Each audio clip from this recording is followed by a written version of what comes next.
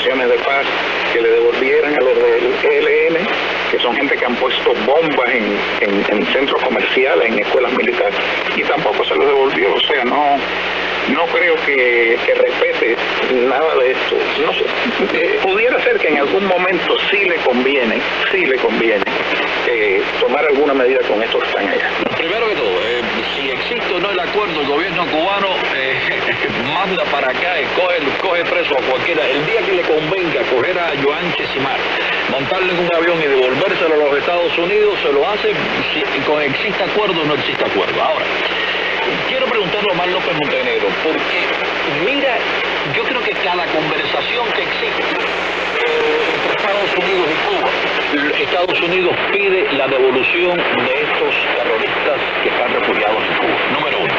Y número dos, esta es la justificación palpable, la justificación que se ve para tener a Cuba en la lista, o al gobierno cubano en la lista de países que apoyan el terrorismo o que no hacen lo suficiente contra el terrorismo, como le quieran llamar, en esa lista negra.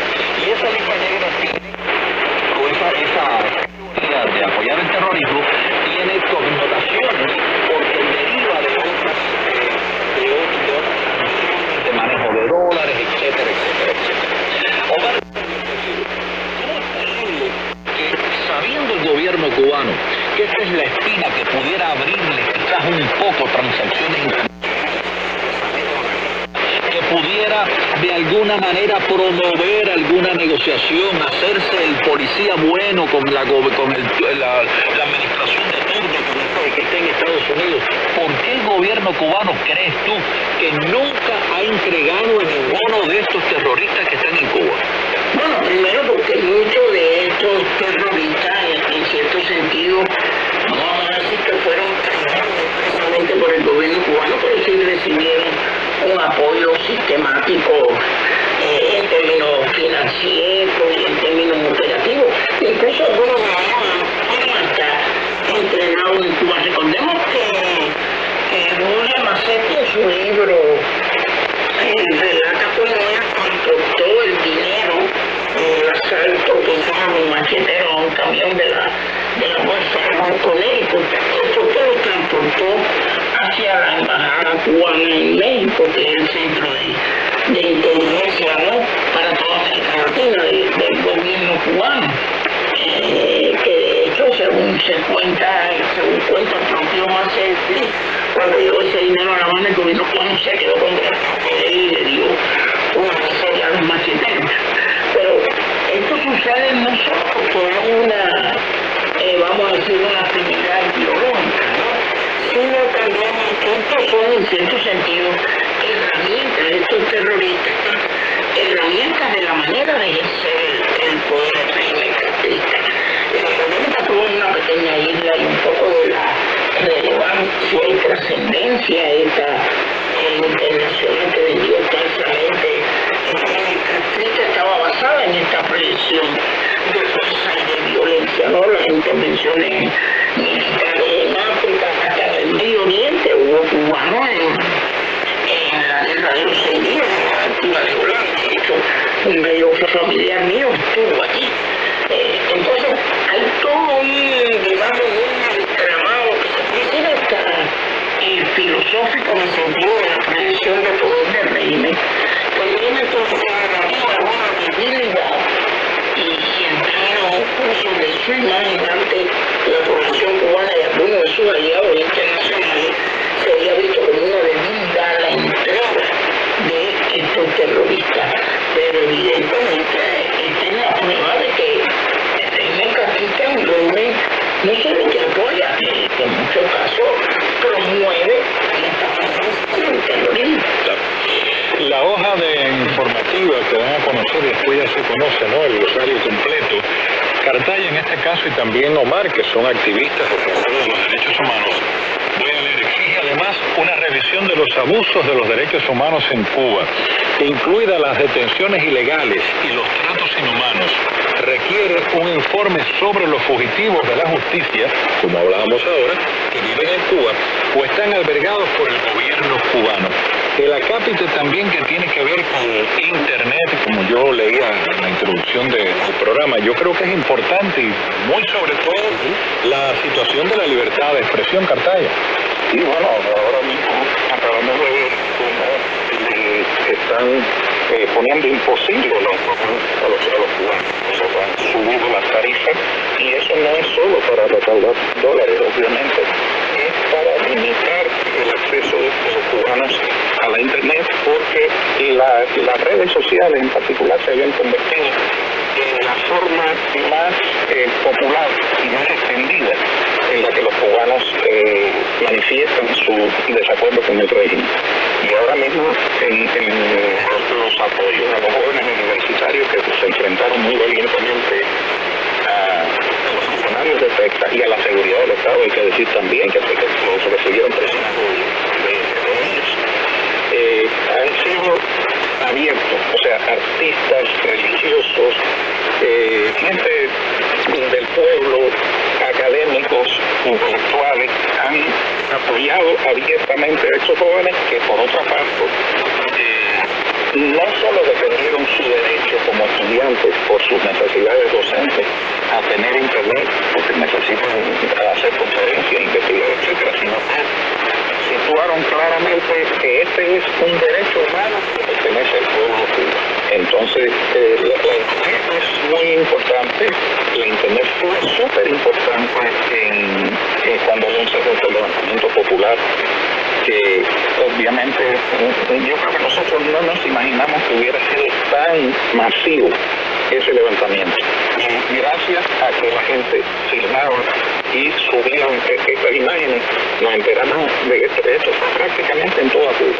O sea, y sería importante que, porque las condiciones no todas están dadas de nuevo, todo peores que cuando el 11 vota, que haya también una repulsa popular y un levantamiento popular, pero la gente necesita poder estar comunicados, necesitan comunicación, y esa es otra de las razones también de esta subida de los precios. El inciso específicamente dice que el secretario de Estado va a convocar a un grupo de trabajo donde está incluido la Oficina de Transmisiones a Cuba, es decir, Radio Martín, con todas sus plataformas, organizaciones no gubernamentales y entidades del sector privado pertinente para explorar los desafíos y oportunidades tecnológicos para ampliar el acceso a Internet en Cuba, incluyendo el apoyo del gobierno federal a programas y actividades que fomenten la libertad de expresión a través de medios de comunicación independientes y la libertad en Internet. Omar López Montenegro. Bueno, entonces se podría agregar también incluso que existen maneras, científicamente es posible generar, ¿no? Internet alternativo. Claro, por supuesto, esto tiene que ver con la famosa antena del Starlink, ¿no? Satélite de Elon Musk. Pero también otro punto que me gustaría mencionar en esto es que no solo incluso el Internet, la manera de comunicarse en el mundo moderno, hay aplicaciones que se comunican incluso haya o no haya Internet. Hay una serie de herramientas tecnológicas que permiten a las personas a través de sus teléfonos celulares conectarse. Me parece muy positivo que se cree una comisión que estudie las posibilidades tecnológicas en el mundo moderno para crear plataformas alternativas de comunicación entre los ciudadanos. Esto existe en otros lugares en el mundo y ha funcionado durante la primavera árabe en Egipto. El régimen cortó ese internet. Sin embargo, los activistas estaban preparados para esto y se comenzaron a comunicar, como mencionaba, a través de aplicaciones de sistemas establecidos previendo que el régimen en un momento determinado pues cortara el acceso a Internet. Pero la comunicación es clave, es importante, pero más importante todavía es el reconocimiento de la sociedad civil y la capacidad de generar identidades alternativas dentro de Cuba. ¿Y por qué menciono esto? Puede ser una anécdota bien breve. En Polonia, en un encuentro con Lech Walesa, vamos a decir, decirlo así, tal vez un poco eufemísticamente, un líder opositor cubano le dijo a Lepaleza de que, y creo que había mencionado esto en otra oportunidad, de que en Cuba no se podía articular un movimiento como Solidaridad, porque en Cuba había muy poca penetración. Y Valencia, con su espontaneidad natural, le dijo, bueno, yo no sé cuál es la penetración de Internet en Cuba, pero le digo a usted que hay más penetración de Internet en Cuba que en Polonia. Y este individuo que no sabía lo que estaba diciendo le dijo, no, usted no sabe. Le dijo, no, yo sí lo sé, porque no existía el Internet cuando creamos Solidaridad en Polonia. Entonces, es importante entender esto.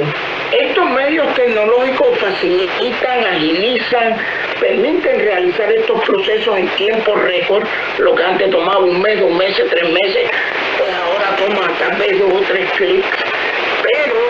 Pero es posible generar maneras de comunicación alternativas, que es lo más importante, además del Internet, pero el Internet sería clave sin lugar a dudas. No nos queda mucho tiempo, pero por lo menos quiero referirme a este punto del inciso que habla de los funcionarios prohibidos del gobierno de Cuba. Y aquí sí, este memorando presidencial menciona exactamente lo que ellos consideran funcionarios prohibidos. Ministros y viceministros, miembros del Consejo de Estado y del Consejo de Ministros, miembros y empleados de la Asamblea Nacional del Poder Popular, miembros de cualquier asamblea provincial, jefes del sector local de los comités de defensa de la revolución, directores generales, subdirectores generales y superiores de todos los ministerios y organismos estatales cubanos, empleados del Ministerio del Interior, empleados del Ministerio de Defensa, estos miembros, no, miembros del MININ, miembros del MINFAR, secretarios y primeros secretarios de la Confederación de Trabajadores de Cuba, la CTC, y sindicatos componentes, editores jefes, editores y subdirectores de organizaciones y programas de medios de comunicación estatales cubanos, incluidos periódicos, televisión y radio, y miembros y empleados del Tribunal Supremo de Justicia, es decir, del Tribunal Supremo Popular. Creo que cerramos contigo, Cardaya. Sí, estas mismas regulaciones, esto era una regulación de control de activos cubanos y estaba vigente en la administración anterior de Trump. Obama había reducido eso solamente a la gente de la élite del poder, pero Trump dictó esa regulación de activos cubanos durante su primera administración. Por cierto, los que creen en esto no pueden recibir remesas. Esa es una de las cosas, no pueden recibir remesas. Sin embargo, no se aplicó a fondo esa regulación que tuvo en tiempo de Trump. Yo creo que esto es un poco como pasó con la ley Helms-Burton, que consolidó todo lo que era el Estado.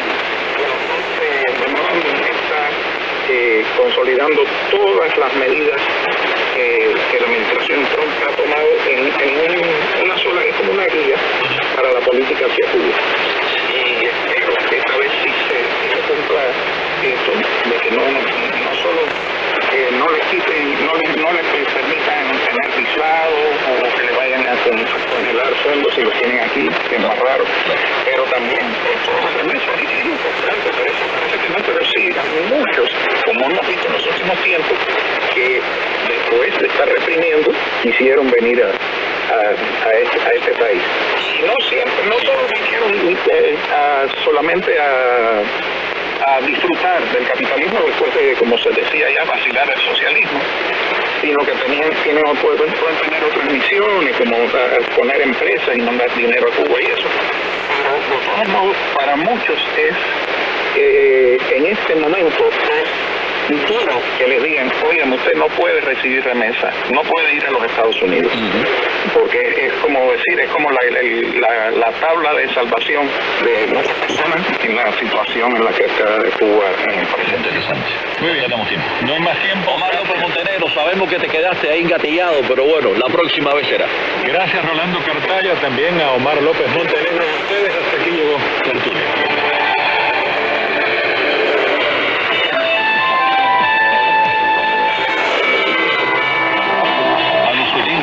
Escuchan en onda corta. Les informamos que en breve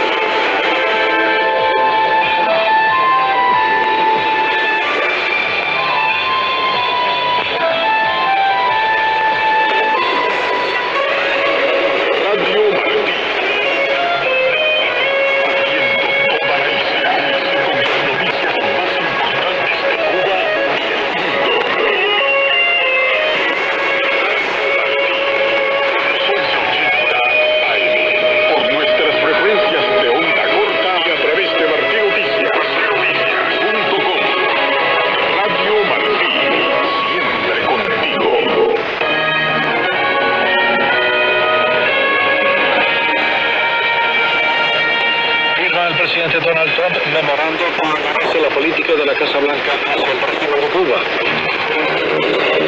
Hay reacciones de políticos cubanoamericanos y activistas en la isla al memorando del presidente. Contabilizan en junio más de 200 desafíos al Estado policial en la isla. Visita el presidente estadounidense Donald Trump nuevo centro de detención de migrantes en la Florida.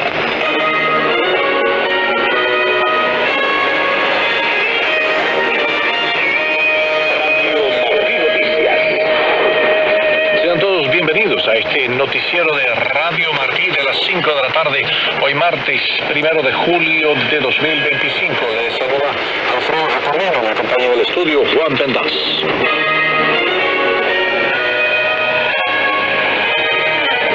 El presidente Donald Trump firmó un memorando presidencial de seguridad nacional para fortalecer la política de Estados Unidos hacia el régimen de Cuba.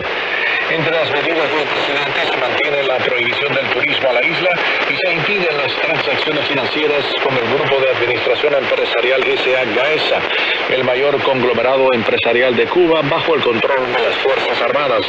El memorando presidencial será efectivo en los próximos 30 días. A continuación, les ofrecemos un resumen del memorando en la voz de inteligencia artificial Trinity Audio. El presidente Donald J. Trump firmó un memorando presidencial de seguridad nacional, NSPM, para fortalecer la política de Estados Unidos hacia Cuba. 1. Este NSPM restablece y fortalece la sólida política hacia Cuba del primer mandato presidencial, revirtiendo la revocación de la administración Biden que alivió la presión sobre el régimen cubano. 2. El NSPM pone fin a las prácticas económicas que benefician desproporcionadamente al gobierno, las Fuerzas Armadas, los servicios de inteligencia o las agencias de seguridad cubanas en detrimento del pueblo cubano. Se prohíben las transacciones financieras directas o indirectas con entidades controladas por las Fuerzas Armadas cubanas, como el Grupo de Administración Empresarial S.A., GAESA, y sus filiales, con excepción de las transacciones que promuevan objetivos de la política estadounidense o apoyen al pueblo cubano. Hace cumplir la prohibición legal del turismo estadounidense a Cuba y garantiza su cumplimiento mediante auditorías periódicas y el mantenimiento obligatorio de registros de todas las transacciones relacionadas con viajes durante al menos 5 años. El NSPM apoya el embargo económico a Cuba y se opone a las peticiones de las Naciones Unidas y otros foros internacionales para su levantamiento.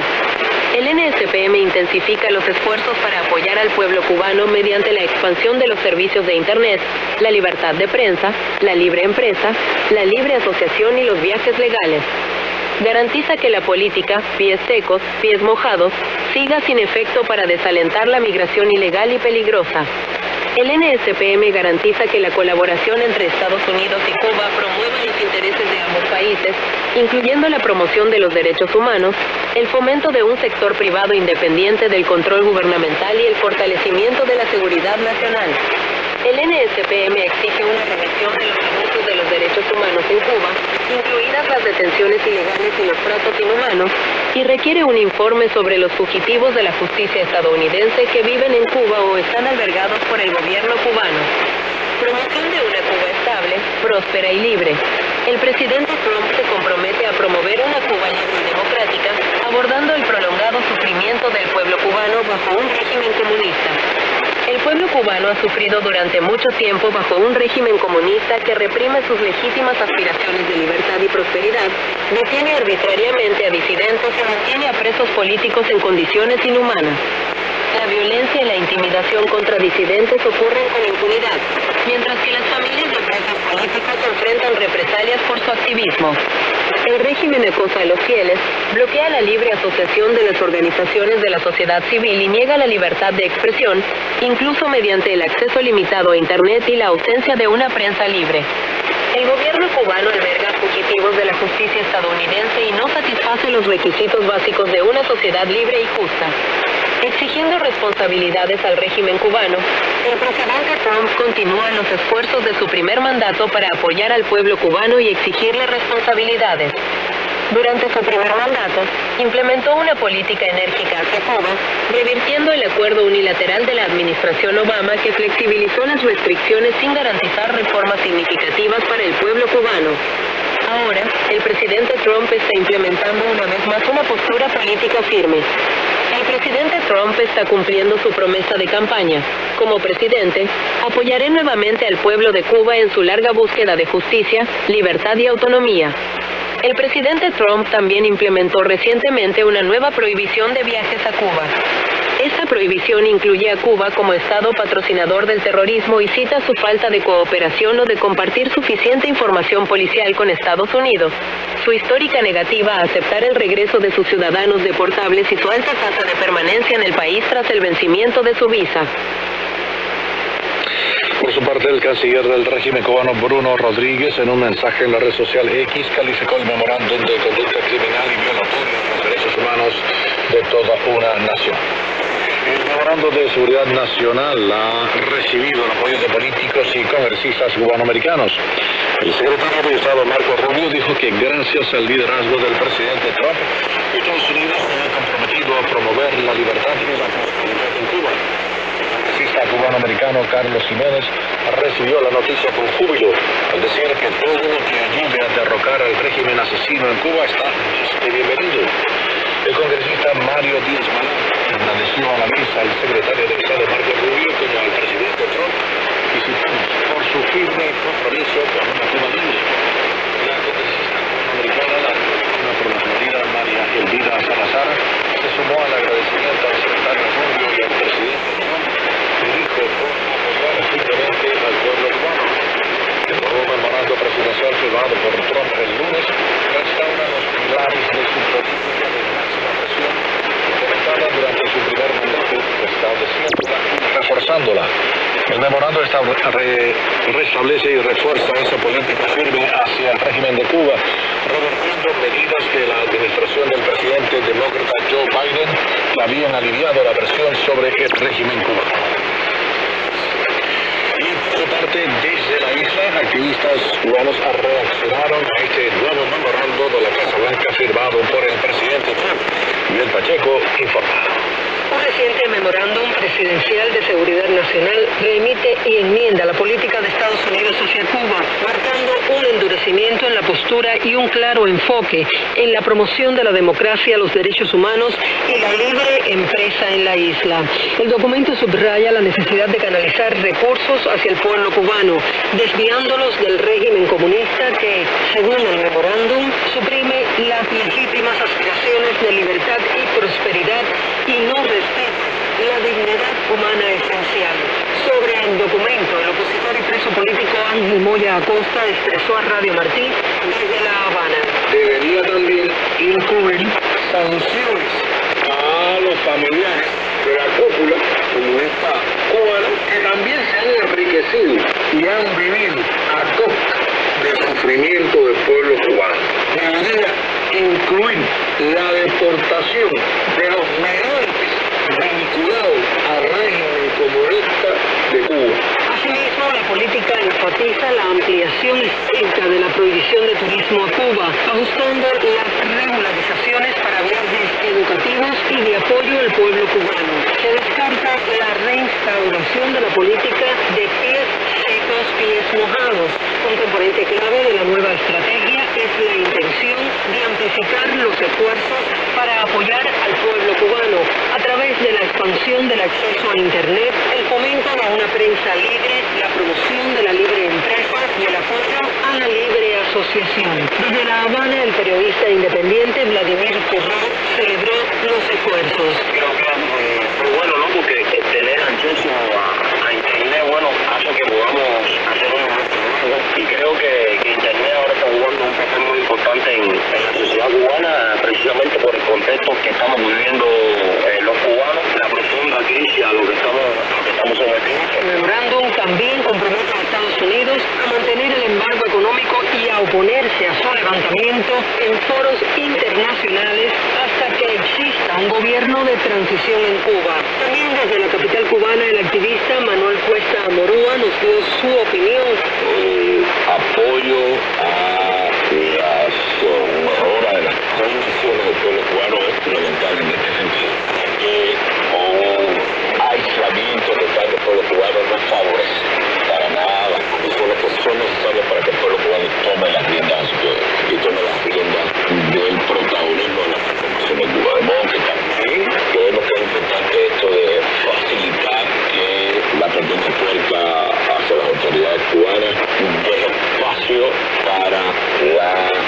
mejora y la apertura de las condiciones necesarias de vida para todos los cubanos. Ivette Pacheco, Martín Noticias. El memorándum presidencial firmado por el presidente Trump destaca, entre otros aspectos, el cumplimiento de diferentes acápites plasmados en la Ley de la Libertad Cubana y Solidaridad Democrática, conocida como Ley Helms-Burton, firmada por el presidente Bill Clinton en marzo de 1996. Luis Guardia con los detalles. Dentro de los acápites plasmados en el memorándum presidencial de seguridad nacional firmado este lunes por el presidente Donald Trump, figuran temas relacionados al cumplimiento de lo estipulado en la Ley de Libertad Cubana y Solidaridad Democrática, conocida como la Ley Helms-Burton, impulsada por los congresistas Jesse Helms y Lam Burton, firmada por el presidente Bill Clinton en marzo de 1996, tras el derribo por parte del régimen castrista de dos avionetas civiles de la organización Hermanos al Rescate, que sobrevolaban aguas internacionales del estrecho de la Florida en una misión de localización y salvamento de balseros. El secretario de Estado y el representante de Estados Unidos de América ante las Naciones Unidas, destaca el documento, se opondrán a los esfuerzos en las Naciones Unidas o en cualquier otro foro internacional para levantar el embargo hasta que exista un gobierno de transición en Cuba, según lo descrito en el artículo 205 de la Ley de Libertad. De igual manera, el documento puntualiza que el secretario de Estado, en coordinación con el fiscal general, presentará un informe al presidente en el que evaluará si el gobierno cubano ha cumplido y en qué medida los requisitos de un gobierno de transición descritos en el artículo 205, inciso A de la Ley Libertad, teniendo en cuenta los factores adicionales enumerados en el artículo 205b de dicha ley. Este informe incluirá un análisis de los abusos contra los derechos humanos cometidos contra el pueblo cubano, como detenciones ilegales, arrestos arbitrarios y tratos inhumanos. En el memorando se plasma que el secretario de Estado y el administrador de la Agencia de Estados Unidos para el Desarrollo Internacional realizarán todos los programas de desarrollo de la democracia del gobierno federal en Cuba para garantizar que se ajusten a los criterios establecidos en la sección 109, inciso A de la Ley Libertad. La Ley de la Libertad Cubana y Solidaridad Democrática refuerza las sanciones estadounidenses en contra del régimen comunista cubano, buscando extender su aplicación internacional más allá de las fronteras norteamericanas. En sentido general, condiciona la normalización de relaciones con el régimen cubano al cumplimiento de tres condiciones básicas: la liberación de todos los presos políticos, la legalización de todos los partidos políticos y la convocatoria de elecciones pluripartidistas.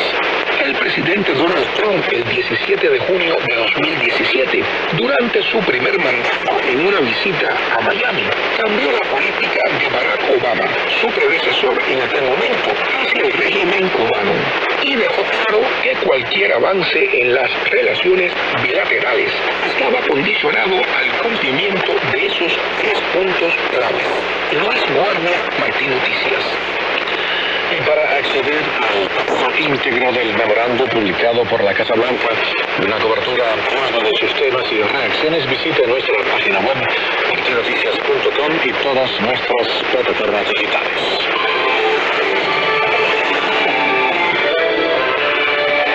Pasamos a noticias de Cuba. Según un informe del Observatorio Cubano de Derechos Humanos, casi el 90% de la población vive en extrema pobreza.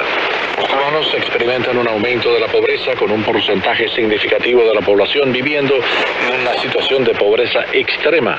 Varios factores contribuyen a esta situación, incluyendo la crisis económica, la inflación, la escasez de alimentos y medicamentos y las dificultades en el acceso a servicios básicos.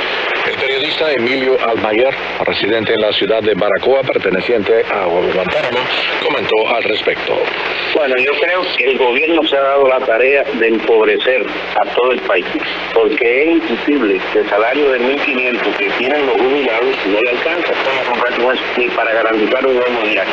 Entonces, ¿qué decir de las madres que tienen niños, que los alimentos ya no le llegan completos, que están limitadas la leche saciar para la temprana?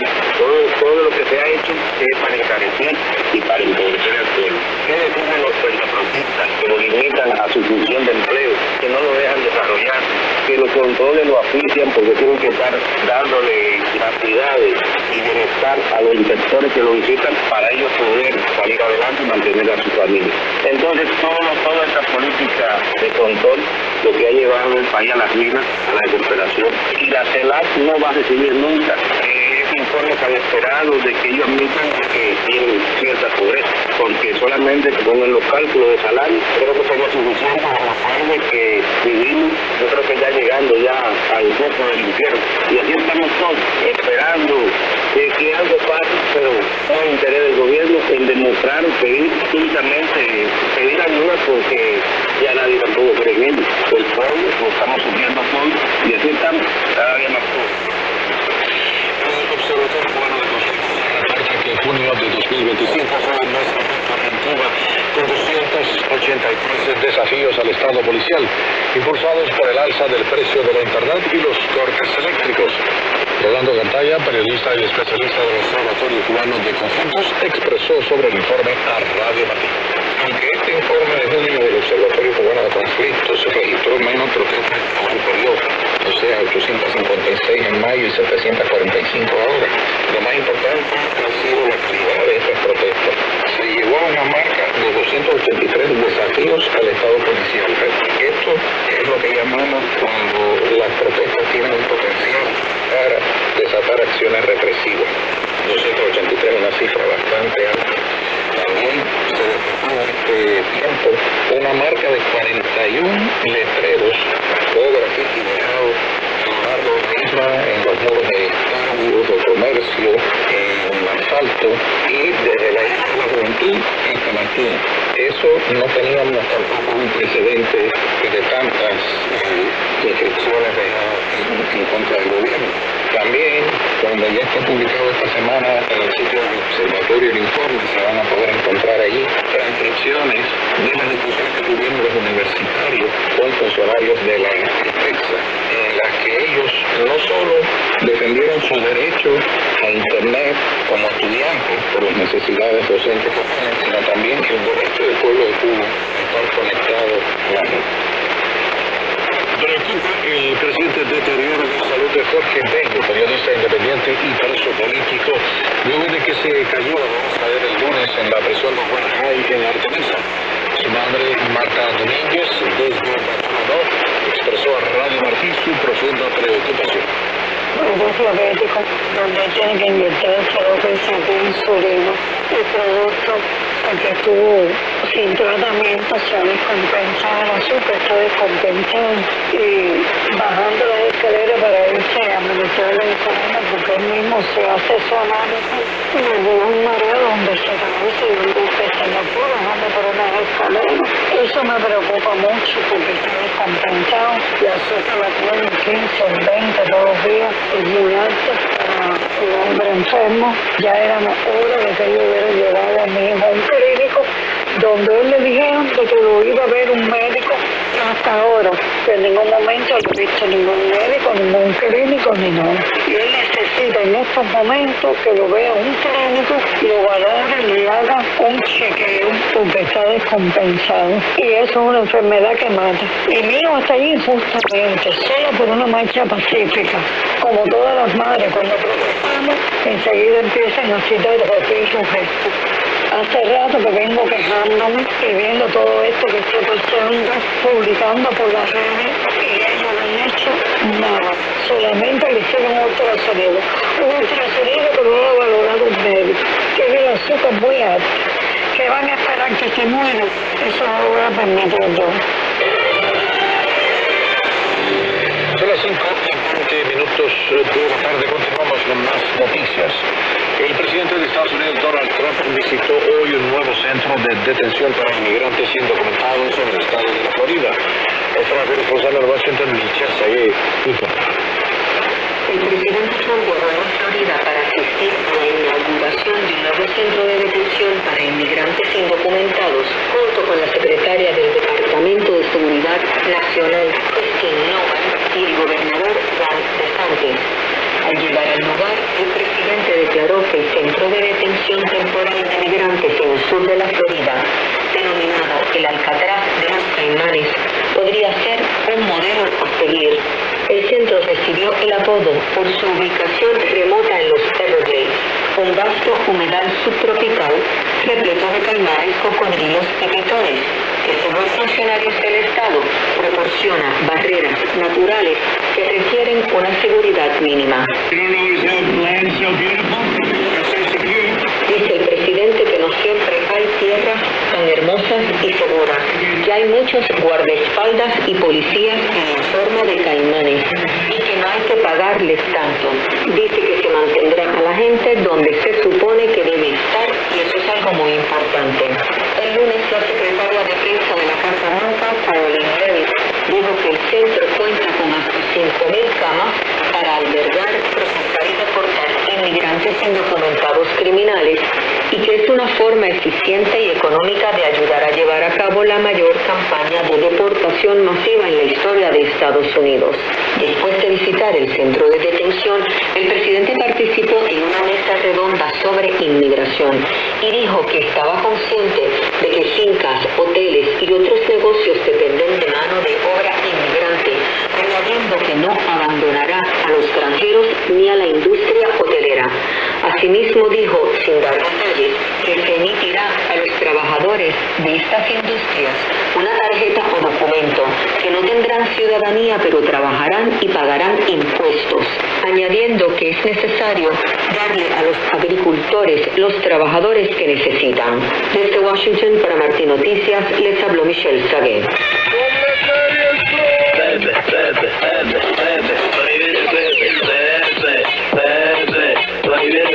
El Pepe. El Pepe.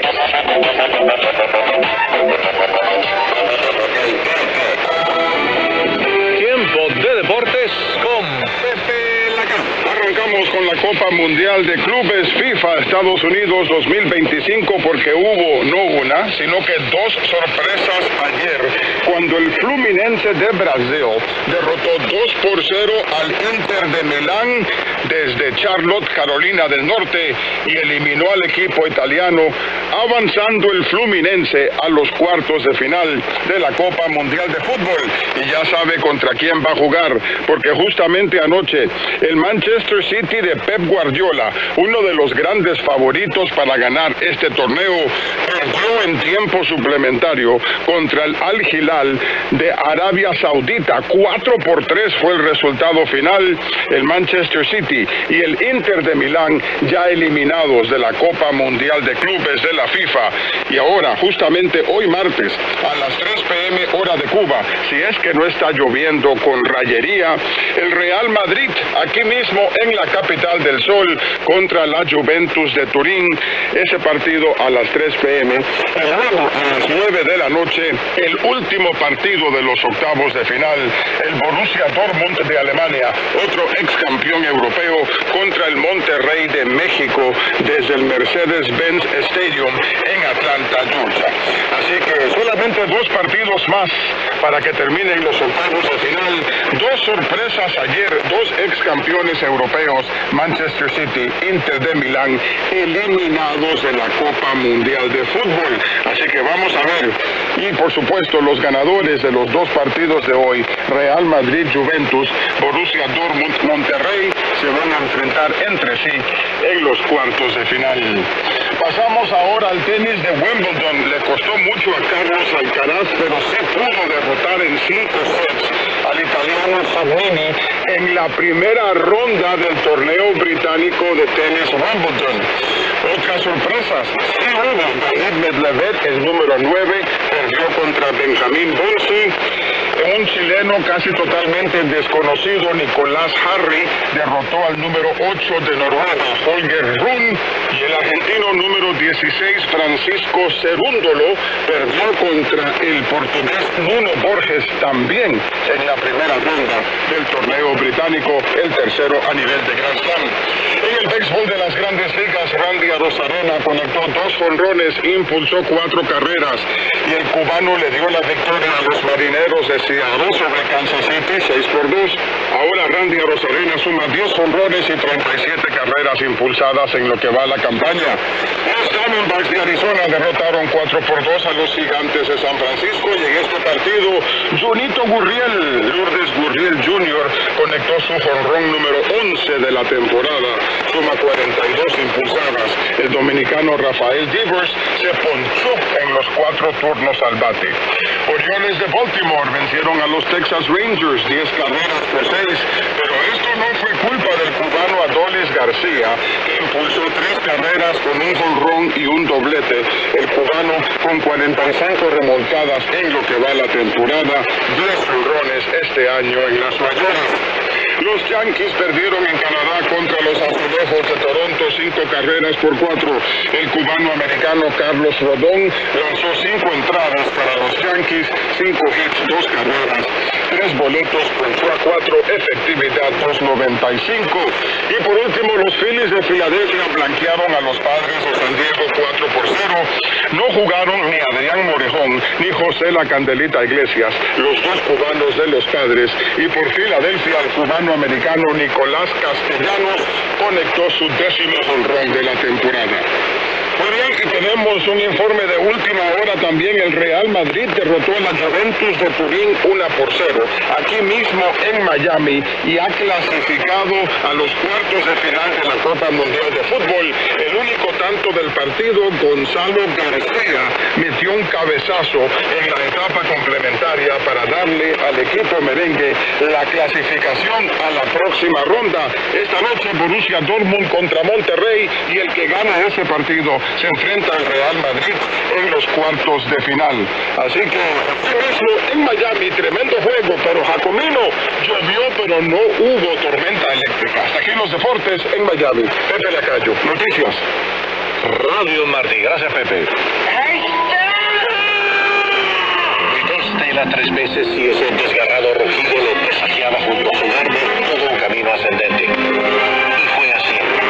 Habría ganado un Oscar por ese papel de Stanley Kowalski en un tranvía llamado Deseo, pero un hombre de la estatura de Humphrey Bogart le arrebató el premio en ese 1952, siendo la reina de África. Hablemos de Marlon Brando. Nació el 3 de abril de 1924 en Omaha, Nebraska, de donde eran los actores Montgomery Clift y Fred Astaire, de donde es el tenista Andy Roddick y el multimillonario Warren Buffett. Llegó al cine luego de ser demasiado real en el teatro. Había estudiado con Stella Adler, la maestra de todos los genios que valen la pena. Por los años 50 hizo Pedro Zapata, Julio César, La Ley del Silencio, Sayonara, y se consolidó como un imprescindible a llamar por los directores. Como todo mortal, Marlon Brando tuvo baches en su vida artística y personal, pero un resurgimiento de la primera le llegó en los 70 cuando hizo El Padrino y El Último Tango en París. Levantó envidias y críticas de mediocres cuando cobró en la cinta Superman de 1978 $4 millones por 10 minutos de actuación. Se despidió de Hollywood en el año 2001 en la película El Golpe. Es toda una delicia ver a Marlon Brando y Robert De Niro juntos.